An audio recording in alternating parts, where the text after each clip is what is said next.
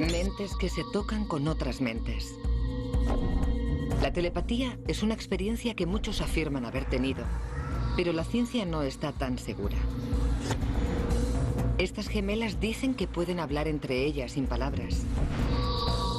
Una madre insiste en que la telepatía salvó la vida de su hijo gemelo. El gobierno de Estados Unidos ha contratado la mente de este hombre para tratar de espiar telepáticamente. Este programa se pregunta si se trata simplemente de juegos mentales o si la telepatía existe de verdad.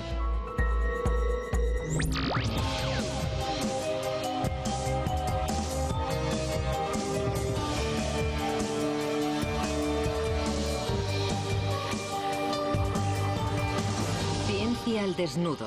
Telepatía. La investigación de este programa sobre la telepatía comienza aquí, en la ciudad de Nueva York. Lisa y Debbie Gans dirigen una agencia promocional que tiene miles de gemelos como clientes. Constituye una rica fuente de anécdotas no científicas, pero fascinantes sobre la telepatía. Los gemelos tienen muchas historias de telepatía y sobre sentir el dolor y la felicidad del otro. Nosotros hemos tenido experiencias. Lisa estaba viviendo en Australia. Yo vivía en Australia, en la otra punta del mundo. Y yo vivía en Nueva York. Debbie vivía en Nueva York. Yo sufrí un grave accidente de coche en mitad de ninguna parte, en pleno desierto. En una carretera oscura y solitaria, el coche de Lisa chocó con una vaca y perdió el control. Debbie, que estaba a 16.000 kilómetros de distancia, supo inmediatamente que su hermana estaba mal. Miré a mi madre y le dije, ¿ha pasado algo malo? Es una sensación intangible, que no se puede explicar a nadie. Pero cuando tuve el accidente, antes de poder llegar a ningún sitio donde avisar, mi hermana ya había estado hablando por teléfono con todos mis amigos de Sydney. Nunca había tenido un presentimiento tan fuerte, similar a un dolor. Pero no era un dolor propio, era el dolor de mi hermana y no sabía cómo verbalizarlo. Sabía que tenía que ser ella. Es el ejemplo perfecto de lo que se llama un sexto sentido. Aunque no estemos juntas, compartimos experiencias a través de una conexión que no podemos explicar. Así cuando ella queda con un chico y se lo pasa muy bien, yo puedo quedarme en casa y sentir lo mismo. Eso es lo más agradable. ¿Pero puede saber Debbie con seguridad que reaccionó en el momento exacto en el que se hirió su hermana? La ciencia no puede confirmar los relatos de las hermanas Gans, que no ofrecen pruebas satisfactorias de auténtica telepatía.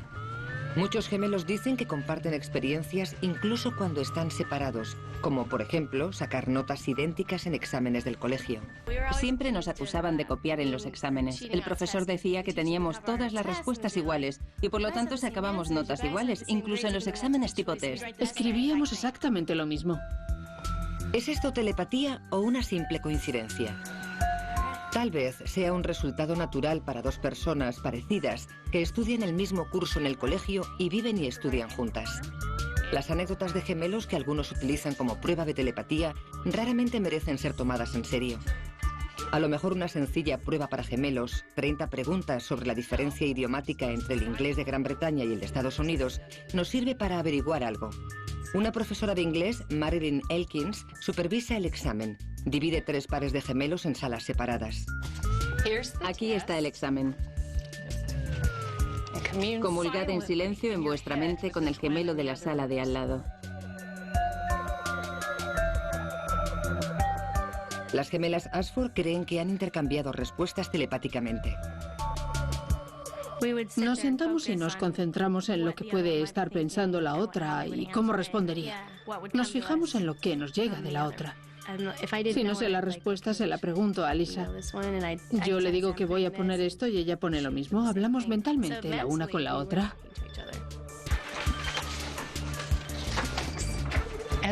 Como profesora, si estuvieran en mi clase me preocuparía. Los exámenes no son exactamente iguales, pero tienen ciertas similitudes que encuentro cuestionables. Las Najee son las que más preguntas han acertado y han contestado una de forma inusualmente similar. Las Ashford han tenido 10 respuestas iguales y se equivocaron 2 veces en la misma respuesta, lo que despierta muchas sospechas.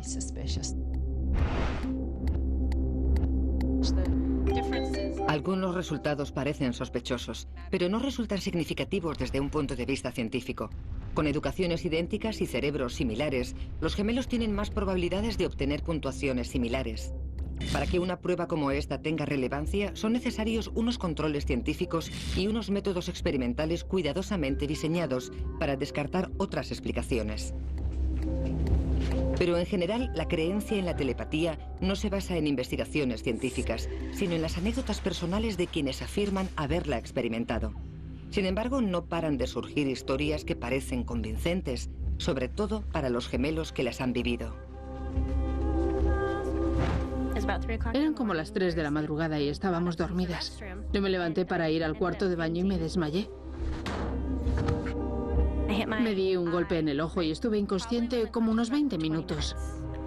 Yo estaba profundamente dormida y de repente escuché una voz que me llamaba. Lisa, Lisa, Lisa. Así que me levanté, fui al cuarto de baño y me la encontré tirada en el suelo. Se había hecho una brecha muy grande en el ojo. La desperté y la llevé a urgencias. Fue algo increíble, sabía que le había pasado algo malo. Empecé a contarle un sueño y a mitad de él ella empezó a terminarlo. Tuve exactamente el mismo sueño. La única diferencia es que intercambiamos papeles. Tuve un accidente de coche muy grave cuando iba a 120 kilómetros por hora por la autopista. Me choqué con otro coche y ella supo de inmediato que me había pasado algo. Sentí un dolor aquí y ella se había roto el esternón. Me rompí el esternón y a ella le dolió en el pecho. Los que quieren creer en la telepatía seleccionan historias de este tipo en las que basarse, pero son anécdotas que los científicos contemplan incluso con más escepticismo que las historias de ovnis. La gente a menudo interpreta la coincidencia como telepatía. ¿Hay alguna forma de someter este tipo de anécdotas a una prueba controlada? Lo que hemos escuchado hasta ahora demuestra que la telepatía es muy difícil de probar, pero vamos a llevar a cabo otra prueba, esta vez más estructurada. Cogimos a 2 niños gemelos y entubamos a uno para registrar sus constantes vitales, mientras el otro esperaba con los ojos vendados. Entonces le sometimos a una serie de estímulos. Lo que descubrimos fue intrigante. ¿Qué significan las reacciones de los gemelos? ¿Son una señal de auténtica telepatía? Cuando se examina la telepatía, ¿cómo se separan los hechos de la ficción? Hasta ahora las historias más intrigantes que hemos escuchado son las de gemelos idénticos. Sin embargo, ninguna ha originado pruebas que demuestren que se trata de algo más que una coincidencia. Fijémonos en el caso de Richard y Damien Pauls, de 9 años. Según su madre, los gemelos han mostrado señales de telepatía casi desde que nacieron. De hecho, Anna Pauls afirma que la telepatía salvó a Damien. La primera vez fue cuando solo tenían 3 días. Les estaba dando de comer a los 2 encima de la cama y dejé a Damien a mi lado, en un recoveco que hice con la almohada mientras cambiaba a Richard. Entonces Richard empezó a gritar y después a llorar. Parecía que iba a sufrir una convulsión y se le empezó a agitar todo el cuerpo. Entonces se me ocurrió pensar que los gemelos se transmitían mensajes y me giré para ver qué hacía Damien. Pero ya no estaba allí. Se había escurrido detrás de mí entre las almohadas y casi se había asfixiado. Había dejado de respirar y tenía la cara azul. Tuve que hacerle el boca a boca para revivirlo. Si no hubiera sido por Richard, creo que Damien habría muerto. Las notas escolares de los gemelos son similares. Su madre cree que puede que incluso compartan las molestias y dolores del otro. Cuando tenían 3 años, Damien se quejaba de que le dolía la rodilla y resultó que era Richard el que tenía la rodilla infectada. El otro incidente más importante fue una vez que a Richard le dolía mucho la espalda y lloraba de dolor. Pero después nos enteramos que era Damien el que tenía un riñón encogido. Vamos a examinar a los gemelos en busca de señales de comunicación telepática. Primero se les separará para evitar que se comuniquen físicamente.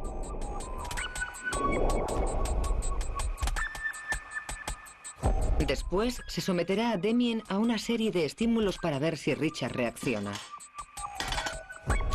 Muy bien, Richard. Richard es conectado a un polígrafo por Guy Heseltine, miembro de la Asociación Estadounidense de Poligrafía. El polígrafo detecta cambios fisiológicos en el cuerpo que son invisibles al ojo humano, pero pueden registrarse mediante diversos aparatos. Muy bien, este te lo voy a poner en la tripa. Unos cinturones colocados en la parte de arriba y abajo del pecho registran los cambios en la respiración. Los resultados aparecen en las 2 rayas azules de la parte superior de la pantalla del ordenador. Los electrodos miden la conductividad eléctrica a lo largo de la superficie de la piel y se registran en verde en la pantalla del ordenador. Un tensiómetro colocado en el brazo mide el pulso y registra cualquier cambio en la presión arterial. Es la raya roja de la pantalla. Finalmente, Richard lleva puestos unos auriculares para garantizar que no oye nada de lo que ocurre en la casa durante la prueba. En el piso de abajo, Damien se concentra en su hermano gemelo ausente pintando su retrato. Lo he dibujado jugando al fútbol. Está echado hacia adelante, ¿no?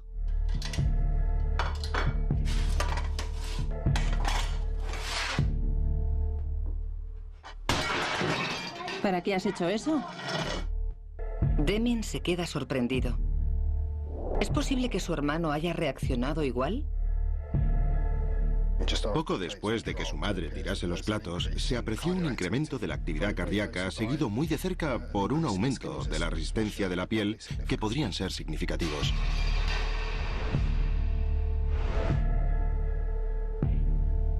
En el piso de arriba, Richard se relaja mientras Damien es sometido a una segunda prueba. Damien, te voy a meter la mano en este tarro. Con los ojos vendados intenta buscar una golosina en el tarro, pero descubre con sorpresa que en el fondo del tarro no hay más que agua helada. Está congelada. Richard parece impasible, pero momentos después el gráfico del polígrafo revela que ha inspirado profundamente. La presión arterial y el pulso también muestran un cambio repentino. Durante la prueba, Richard registró un movimiento significativo asociado a una fuerte inspiración que puede estar en relación con lo que ha ocurrido en el piso de abajo. Finalmente, Damien se sobresalta cuando le explotan un globo al lado y el polígrafo registra a sí mismo cambios en las constantes vitales de su gemelo Richard. A lo largo de las pruebas, el gemelo de arriba ha experimentado algún tipo de reacción frente a lo que sentía el gemelo de abajo. Y se puede concluir que sus reacciones son resultado de lo que estaba ocurriendo en el piso de abajo. Las reacciones de Damien parecen provocar una reacción subconsciente en Richard. ¿Pero se puede sacar de esta prueba una conclusión sobre la telepatía? Probablemente no. El uso del polígrafo para probar la telepatía es cuestionado por algunos científicos. El polígrafo mide las funciones corporales, pero no nos indica qué está ocurriendo exactamente en el cerebro. Y además no es posible determinar si los gemelos estaban lo bastante separados físicamente. Estaban separados, pero no aislados por completo el uno del otro. La demostración tuvo lugar en una casa vieja. Richard estaba a 2 tramos de escaleras y 2 puertas de distancia de su hermano, pero a lo mejor no bastaba para impedir que escuchase ruidos o sintiese vibraciones procedentes del primer piso. No se trataba de condiciones de laboratorio. Y en cuanto a la interpretación, en una demostración no científica como esta, quien lleva a cabo el experimento puede buscar resultados favorables e ignorar los que no encajen. Es fácil encontrar defectos a este tipo de experimentos. Pero indagaremos más a fondo y puede que tengamos más suerte con un hombre que intentó utilizar la telepatía para espiar a los enemigos extranjeros de Estados Unidos. Les presentamos a Joe McMonigle de San Francisco, que afirma tener poderes telepáticos a gran distancia y con personas que no conoce. Y lo que es más, se le llegó a reclutar para llevar a cabo espionaje militar. Joe McMonigle dice que puede recibir información de otras mentes. Lo único que necesita es una fotografía de la otra persona. Nuestra investigadora, Rachel Carran, ha seleccionado una serie de localidades cercanas a San Francisco. Nunca ha visitado la zona de la bahía y elige los sitios al azar. McMonigle no conoce a Carran, trabajará a varios kilómetros de distancia en una habitación cerrada e intentará visualizar los lugares que ella elija.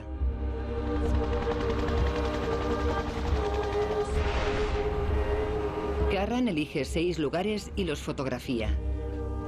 Son un puerto deportivo, una cantera, el puente de Dumbarton, el aeropuerto municipal de Palo Alto, el estadio de fútbol de la Universidad de Stanford y un secuoya gigante. Los duplicados de las fotos de cada lugar se meten en 6 sobres distintos y se entregan a un abogado para que los custodie. El abogado lanza un dado para seleccionar uno de los sobres. El proceso de selección al azar garantiza que ni Carran ni McMonigle puedan influir en él. Vamos a ver qué sobre elegimos.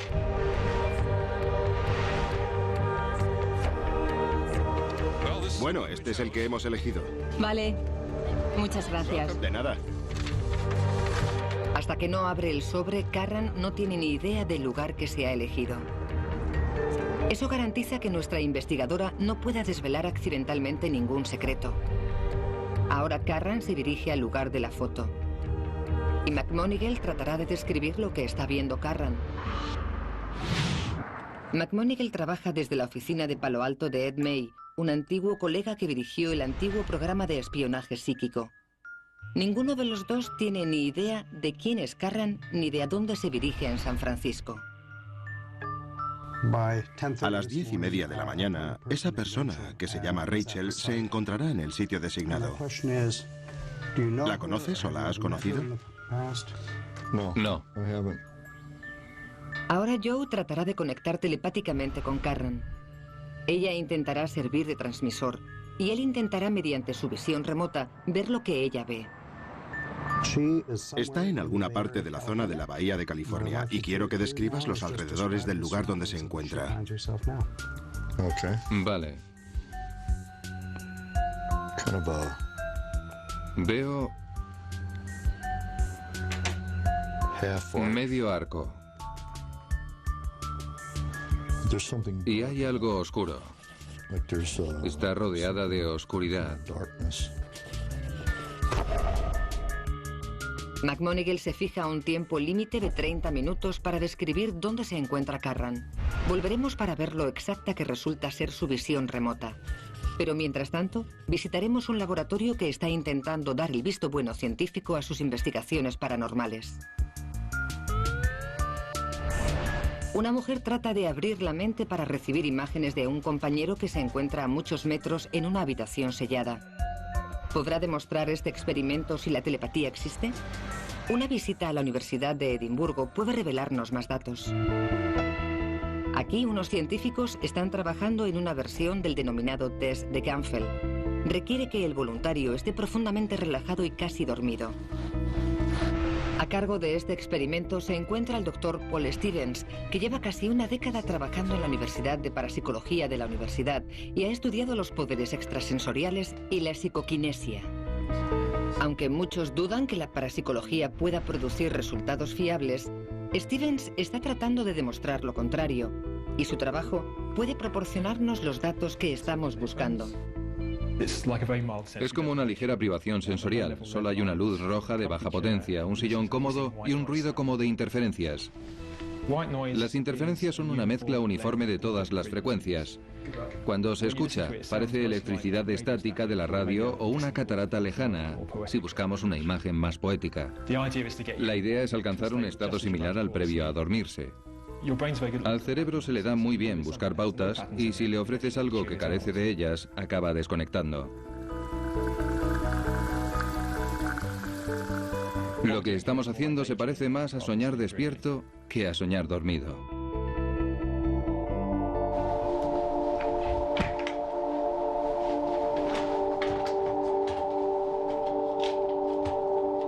Experimento en curso. A unos 25 metros de distancia, otro voluntario, el remitente, entra en una habitación sellada y se prepara para transmitir mensajes mentales. Un ordenador selecciona al azar unas imágenes en vídeo y las reproduce una y otra vez. La labor del emisor consiste en transmitir esas imágenes al receptor. Al principio las respuestas del receptor no tienen nada que ver con el mensaje, no hay telepatía. Agua que fluye en un estanque. Un lago. Suena como una televisión estropeada. En mi piso, en mi cuarto de estar, tumbada en el sofá con una manta encima.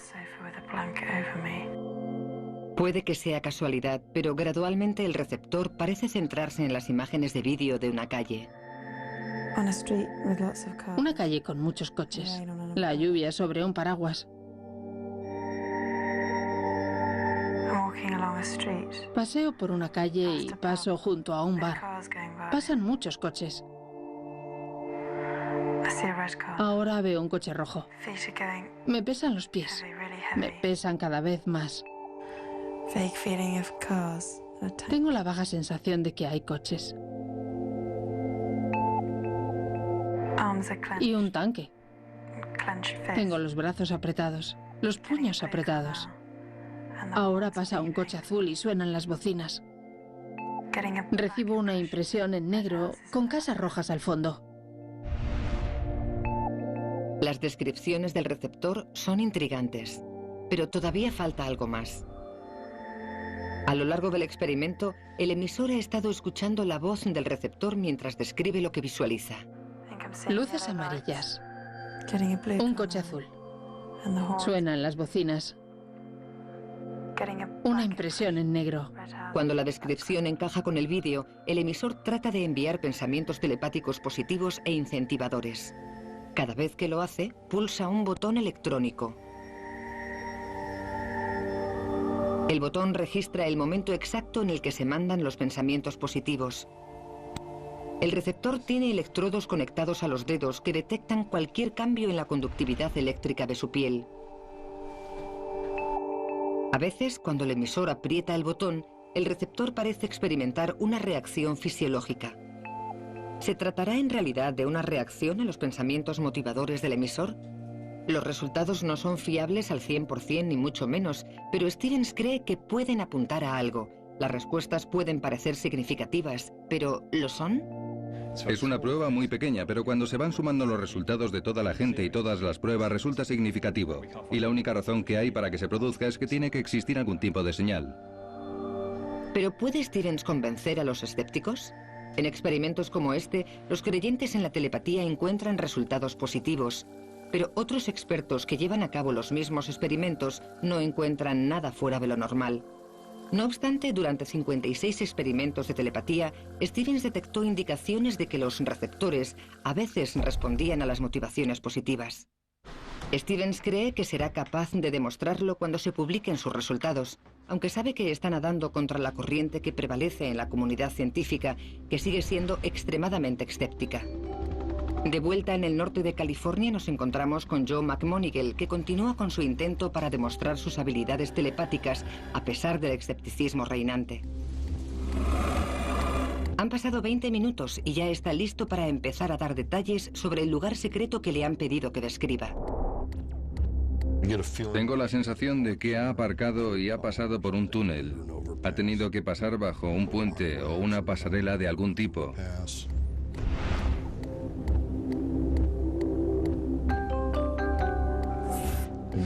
Hay algo, una especie de contrafuerte muy alto que cuelga por encima de ella. El antiguo compañero de McMonigle, Ed May, le mantiene centrado enseñándole de vez en cuando la foto de Carran. Ella intenta actuar de emisor y transmitir imágenes a McMonigle, el receptor. Veo un jardín formal. Un jardín formal con senderos y un espacio abierto en el centro, con árboles. En el centro hay una especie de obra de arte. Es una obra de arte muy extraña, colocada sobre grava o piedra. McMonigle enumera los detalles del lugar secreto donde cree que se encuentra Carran. Se concentra fijamente durante casi media hora y al final revela la información que ha recibido. ¿Pero resulta exacta esa información? Una llamada de teléfono al equipo de grabación desvela el lugar donde está Rachel. No se lo dicen a Joe, sino que en su lugar le llevan allí para reunirse con ella. Para tratar de comprobar por duplicado la exactitud de la descripción de McMonigle, Ed May lleva a cabo un experimento paralelo. Mi trabajo consiste en examinar cada uno de los lugares y encontrar el que encaja mejor con la descripción que dibujó McMonigle. Esto es una cantera. Esto es el aeropuerto de Palo Alto. Esto parece el puerto deportivo de Redwood City. El estadio de fútbol de la Universidad de Stanford, el Parque Estatal Matusalén. Y creo que el que mejor encaja es este. El número 1 es el puente de Dumbarton. El Dr. May determina que la foto que encaja mejor con el dibujo de Joe es la del puente. Y allí es a donde se dirige Joe. Ahora ya entiendo lo que estaba viendo. Cuando se acercan al lugar, pasan por un túnel. Esto es exactamente lo que estaba viendo. Era justo esto. Aunque su descripción anterior no encaja exactamente, Joe cree que se trata del sitio correcto. Karen les aguarda en un mirador del puente de Dumbarton. Joe cree que su trabajo ha sido exacto, y para él no es ninguna sorpresa. Después de todo, no es la primera vez que lleva a cabo este tipo de labor. En el pasado, el gobierno de Estados Unidos también le creyó. Su trabajo era espiar a los enemigos de la nación y recabar datos vitales sobre objetivos militares. McMonigle formó parte de un proyecto altamente confidencial, el Stargate. Dice que sus compañeros y él localizaron bases militares ocultas situadas en la otra punta del mundo.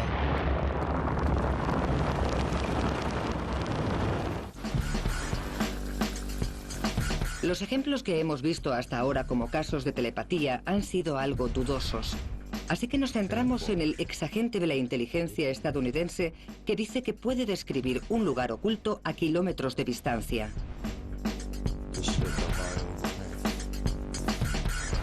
Joe McMonigle dice que descubrió su habilidad hace 25 años.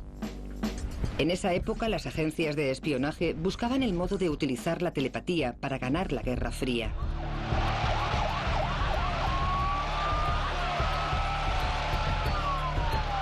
El 4 de noviembre de 1979, crisis de los rehenes de Irán.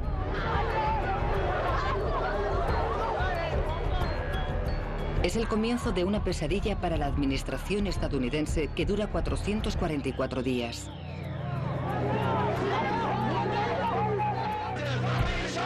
El gobierno trata desesperadamente de rescatar vivos a los rehenes e intenta todo lo posible, tanto técnicas de espionaje convencionales como una herramienta poco habitual. Agentes que afirman tener poderes telepáticos. A miles de kilómetros de Irán, esta discreta cabaña de Fort Meade, en Maryland, albergó un programa de telepatía de alto secreto del gobierno de Estados Unidos que se denominó Stargate. Empleaba a personas que creían que podían percibir lo que acontecía a miles de kilómetros. La CIA denominaba esta habilidad visión remota. McMonigle cuenta que trabajó en la crisis de Irán durante un año como vidente remoto. Nos llamaron, nos enseñaron cientos de fotografías y nos pidieron que identificásemos a los rehenes. A continuación, McMonigle y los otros videntes remotos intentaron recabar información sobre los rehenes y su estado. Hicimos de todo. Desde tratar de averiguar en qué condiciones estaban los rehenes, hasta localizar en qué habitación los tenían, descubrir su estado de salud, la identidad de los secuestradores, las armas que tenían y el tipo de armamento del que disponían. McMonigle dice que las descripciones de su equipo fueron corroboradas.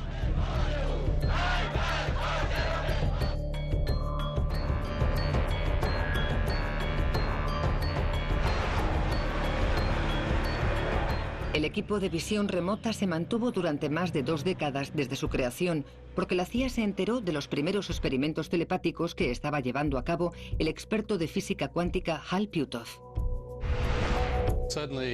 De repente vinieron a verme los de la CIA y me dijeron que me habían estado buscando porque estaban investigando ciertos rumores de que la Unión Soviética llevaba más de una década invirtiendo mucho dinero en desarrollar la parapsicología. No sabían cómo analizar los datos que habían recibido y necesitaban un experto que los examinase. Yo soy físico, especializado en física cuántica, y la idea de que existiese un área de la conciencia que todavía no estuviera explicada por la física me pareció un desafío y me interesó mucho como físico. Puthoff reunió a un equipo para efectuar experimentos de telepatía y visión remota para la CIA en el Instituto de Investigación de Stanford. Llevábamos a cabo nuestra actividad en un edificio seguro que estaba situado aquí, el Laboratorio de Radiofísica. Allí fue donde llevamos a cabo casi todos los experimentos. Los antiguos telépatas dicen que se concentraban en otra mente humana, a la que llamaban baliza, en un lugar determinado. Es como si hubiera una puerta entre tú y la escena que quieres ver y perforas un pequeño agujero para poder atisbar algo. Luego haces otro agujero y ves un poco más. Cada agujero es como un experimento de percepción subliminal que te deja ver algo rápidamente.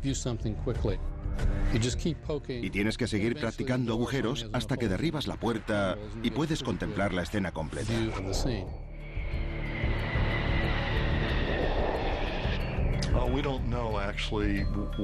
No sabemos lo que interviene en la transmisión de datos que lleva a cabo el emisor. Puede que sea telepatía, comunicación entre mentes entre la persona que actúa de emisor y el vidente remoto. Esto exigía que alguien actuase de emisor telepático en el lugar objetivo. Pero emplear agentes dentro de la Unión Soviética era peligroso. Así que a los videntes remotos se les ocurrió una solución poco común. Dejaron de utilizar una baliza y se concentraron simplemente en las coordenadas de un mapa del objetivo. Pasar de la telepatía a algo que mejor se podía denominar clarividencia supuso un cambio considerable.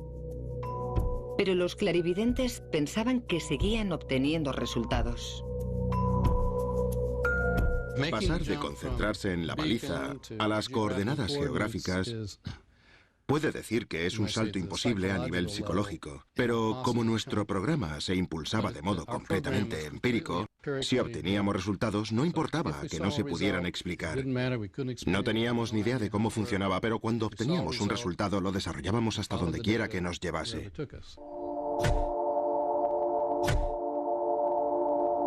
A los telépatas se les pidió que estudiasen unas instalaciones soviéticas en Semipalatinsk, en Kazajstán. Puthoff afirma que los resultados fueron notables.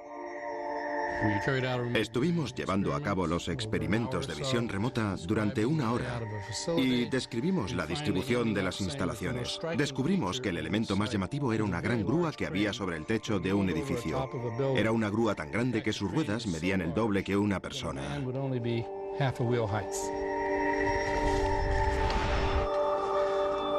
Y este es el verdadero aspecto del lugar.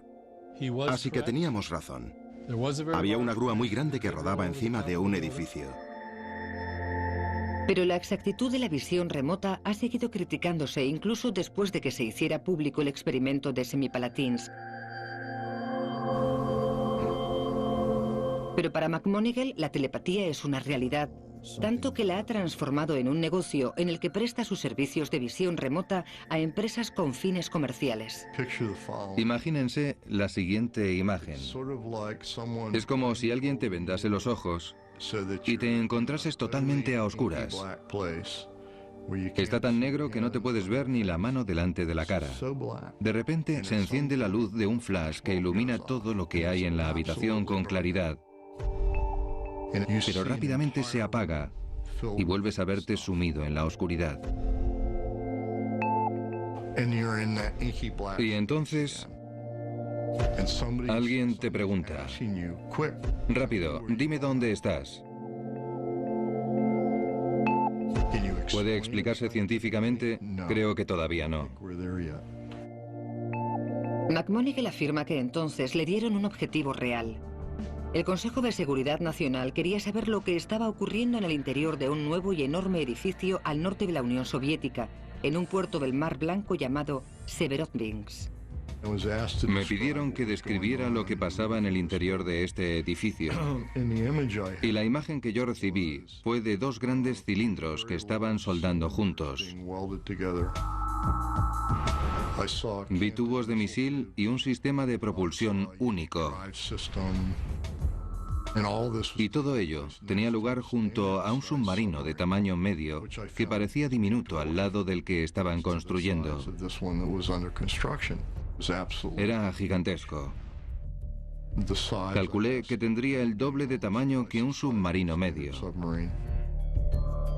Dice que fue el que averiguó que el edificio era una fábrica de submarinos, aunque estaba a 800 metros del mar y no había ningún curso de agua. Según McMonigle, su visión se vio confirmada pocos meses después. Unos 100 días después, apareció una gran excavadora y empezó a abrir un canal hacia el mar, por el que se lanzó el submarino más grande del mundo. Un submarino de clase tifón, al que llamaban cola de castor, por la forma de su parte trasera. Me concedieron la Legión al Mérito, una de las condecoraciones más altas que hay en tiempo de paz y que se pueden otorgar a un militar, y me la concedieron por mi visión remota. Esta es la Legión al Mérito.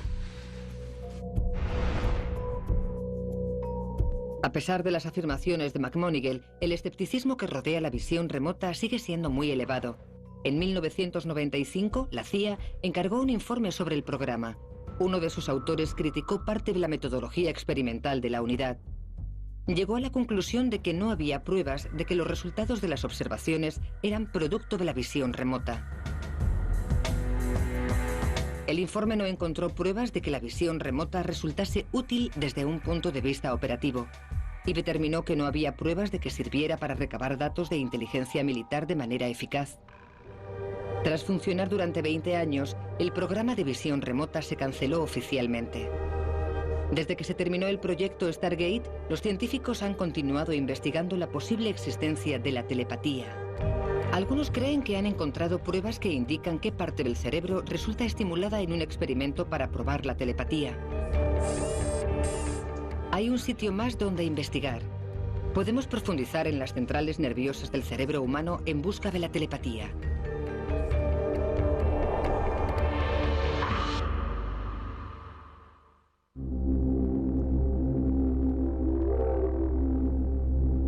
Un cerebro humano medio tiene 100.000 millones de neuronas. Es capaz de almacenar recuerdos de lugares, personas, sensaciones y pensamientos durante toda una vida. ¿Pero puede transmitir esos pensamientos por vía telepática? Si la telepatía existe, ¿qué nos puede contar el cerebro al respecto?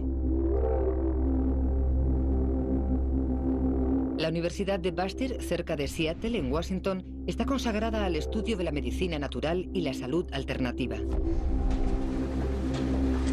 Aquí los investigadores tratan de medir lo que ocurre en el cerebro de la gente que intenta comunicarse telepáticamente. En este caso son una madre y una hija. El experimento comienza situando a cada una de ellas en una habitación separada y segura. Después se les conecta a una máquina que mide las ondas electromagnéticas del cerebro. Es una gorra con electrodos que recoge las ondas de varios puntos del cerebro. Yorga, la emisora, va a intentar enviar señales telepáticas a su hija Ingrid, la receptora, que está en la habitación contigua. Se les echa gel conductor en la cabeza para que los electrodos puedan captar las señales del cerebro.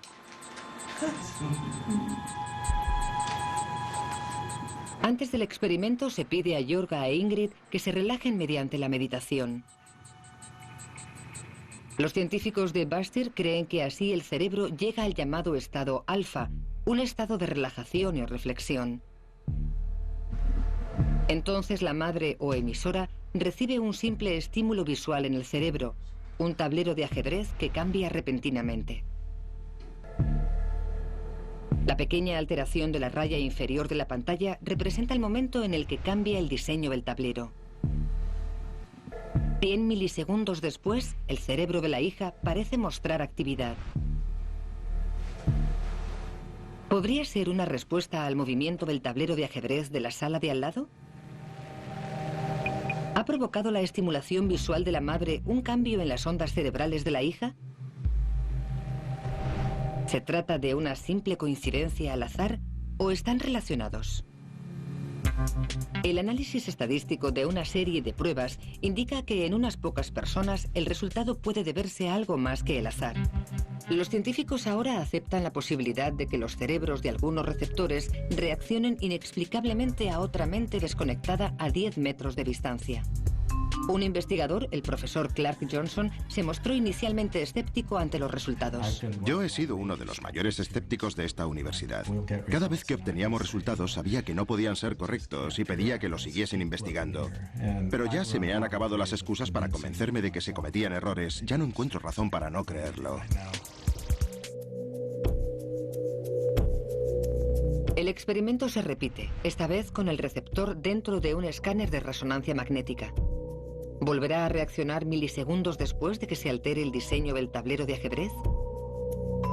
Las imágenes de la resonancia magnética indican que la parte del cerebro de los receptores que resulta estimulada es la parte trasera, la zona que registra los impactos visuales.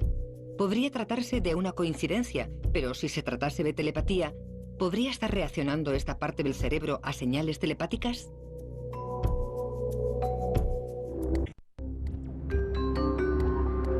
De vuelta a San Francisco, el emisor y el receptor por fin se conocen. Hola. Hola, ¿cómo estás? Encantada de conocerte, Joe. Bueno. ¿Ha tenido éxito McMonigle al descubrir el sitio donde estaba ella? A las 10:30 empecé a ver medio arco, que era un pasaje que lleva a una zona curvada por un lado, como si fuera un túnel. Y estaba muy oscuro por el lado derecho.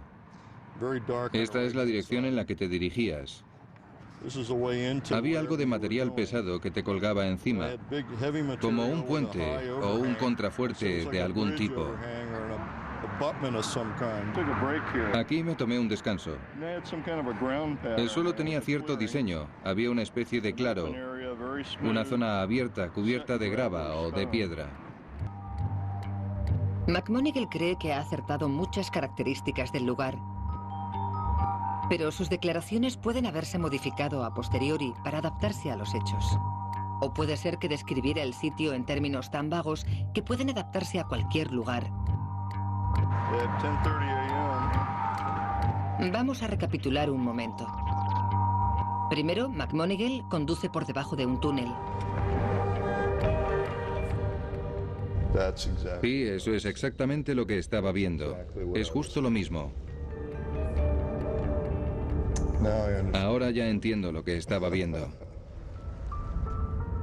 McMonigle cree que ha descrito correctamente el final del viaje de Rachel hacia su objetivo y los alrededores inmediatos. Sin embargo, no ha logrado mencionar o identificar el objetivo en sí, el puente de Dumbarton. Es un clásico ejemplo de visión remota. Unas veces es muy específica y otras no. ¿Y qué ha sido del segundo experimento de Ed May? Vamos a recordarlo. Tenía que elegir una foto de entre las copias según la descripción de Joe y eligió el puente de Dumbarton. Pero sin los controles científicos de un verdadero experimento no podemos saber si su elección acertada se debió a una pura coincidencia. También tenemos que referirnos a la obra de arte extraña que mencionó McMonigle. Había una obra de arte que no podía determinar qué era. A lo mejor eran esos dibujos. Podían ser esos dibujos. No paraba de verlos. Claro. La pregunta es si podemos aceptar como prueba los esfuerzos de McMonigle por encontrar a Carran. Por desgracia, no. Este experimento no reúne los criterios científicos necesarios. No es controlado, ni medible, ni repetible. Vamos a ver qué sobre elegimos. Pero ciencia aparte, el sentido común también nos plantea ciertas dudas. La selección de lugares de Carran pudo no deberse por completo al azar. Tal vez otra persona habría elegido sitios menos representativos de la zona, como un aparcamiento o una iglesia. Y tal vez McMonigle tentó a la suerte describiendo una visión genérica que podía adaptarse a muchas estructuras diferentes. Seguimos sin convencernos de que este experimento sirva para probar la existencia de la telepatía. Pero, ¿y los otros experimentos? Son fenómenos inusuales que parecen contradecir las reglas de la razón científica. Gemelos que responden el uno al otro. Un hecho fascinante, pero poco concluyente. Mujeres analizadas en condiciones de laboratorio y científicos que no están de acuerdo sobre si sus reacciones son significativas o mera coincidencia.